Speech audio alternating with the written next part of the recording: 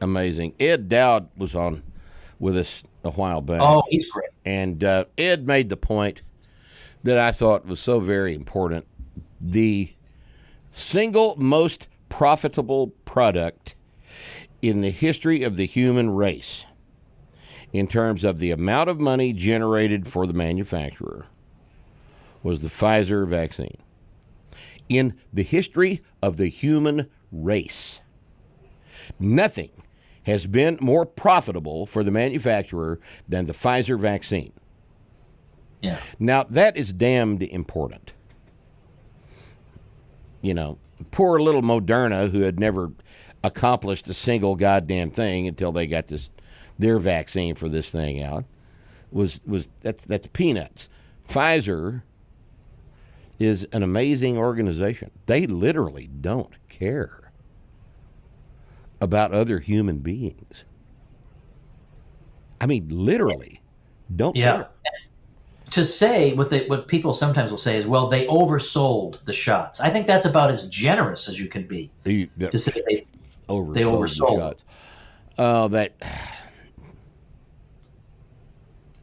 Well, it just, the whole damn thing is such an amazingly blatant.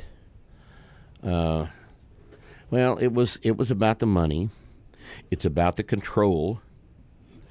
It's about you being taught to do what you were told to do.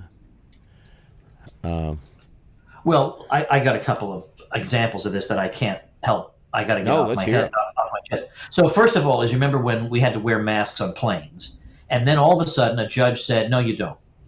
And the Biden people at first went nuts about this, and I always said the reason they want us to wear they don't want the masks taken off on the planes is not because they're afraid we're going to get sick. It's that they're afraid nothing's going to happen, which is exactly what happened. The mask came off the Yep. planes, nothing happened, which then, if you're a reasonable person, would make you think, well, I wonder what other useless things I've been doing. Right. But then the follow up to the planes issue was when Fauci was interviewed about this, he was indignant that a judge would make decisions about questions like this. This is a public health matter, he says. This is not up to the Department of Justice. This is a public health matter. So his view is that public health basically trumps everything else. Right. It trumps any other consideration at all. And so it goes to your point about this is about power. He wants the power to decide what you're going to do where. And if a judge says, no, you can make that decision, he's indignant. Power. That's what it was about. That's what it was all about. And yet, the other thing is, it's like we were living, there were two different countries living side by side because some people were listening to Fauci very closely. Like, remember there was a brief time when he said you should wear two masks? Maybe you should wear two masks. Yeah. At one point, he said you should wear goggles, but most people did not follow him down that road. But he would even say things like, I don't think you should gather for Christmas. And then the next year, again, I don't think you should gather for Christmas. And yet, the other half of the country was all gathering for Christmas. Like he wasn't even there. And on the one hand, you got people thinking, I'm doing That the kind of right, made me responsible thing. proud for a while, That made me proud to see Yeah, it people did. ignore this asshole. Ignored, yes. Or especially in the South, all those filled baseball and college football stadiums that made him upset, but then were followed by declines in all these numbers about COVID. Declines, not rises. So when the Fauci very rarely got a hostile question from the media, they were fawning all over him. But there was one time he got a semi-hostile question from a mainstream source. He was asked, look, Texas just reopened, and it doesn't seem like there are corpses all over the side of the road. So what do you think is going on here? And his answer, I'm telling you this is his answer, quote, maybe they're doing things outdoors, unquote. That is the best he can come up with. No, Maybe not, doing well, things gee, maybe I oversold all these things that I forced you people to do. No, it's maybe they took the whole society outside.